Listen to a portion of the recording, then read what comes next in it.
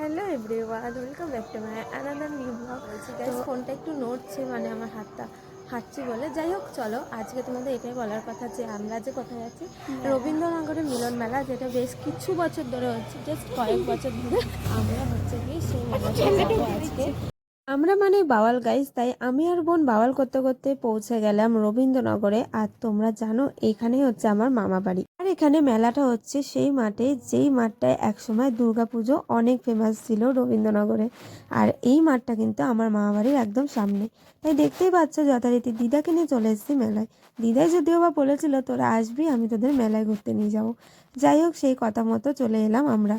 তো দেখতে পাচ্ছ এখানে মেলাটা ছোটোখাটোর মধ্যে হলেও কিন্তু বেশ সব কটা জিনিসই ছিল। তো এখানে রাইডসও ছিল মোটামুটি, দেখতে পাচ্ছ, যেগুলো মোটামুটি থাকলে মানুষ এনজয় করতে পারে সেরকম রাইডসও ছিল। দেন আমরা চলে এলাম এই সেকশনে, যেখানে দেখতে পাচ্ছ অনেক ধরনের ক্লিপ গার্ডার আর এই ধরনের কাউন্টারি অথবা দোকান তোমরা কিন্তু বেশি দেখতে পেতে। তো যাই হোক, এই মেলাটা থাকবে 17 তারিখ অবধি। যারা চাইছো আসতে তারা নিঃসন্দেহে একবার ঘুরে যেও, এখানে ভীষণ ভালোও লাগবে। যাই হোক, এরপরে চলে এলাম আমরা খাবারের দোকানে, কারণ মোটামুটি জিনিস আমরা কিনেছিলাম। ওই যেরকম সাজার জিনিস বোন যা চেয়েছিল দিয়েছিলাম বোনকে। তো এখানে সমস্ত কিছু তোমাদের দেখেও নিলাম, অ্যান্ড দেন চলে এলাম মোমো খেতে। তো momo is my favourite, that's why আমরা মোমোই খাবো। তো যাই হোক, বোনও বললো আজকে মোমো খাবে, তাই চলে এলাম মোমোর এখানে। তো এখান থেকে মোমো টোমো খেয়ে একেবারে চলে গেলাম চাউমিনের কাউন্টারে।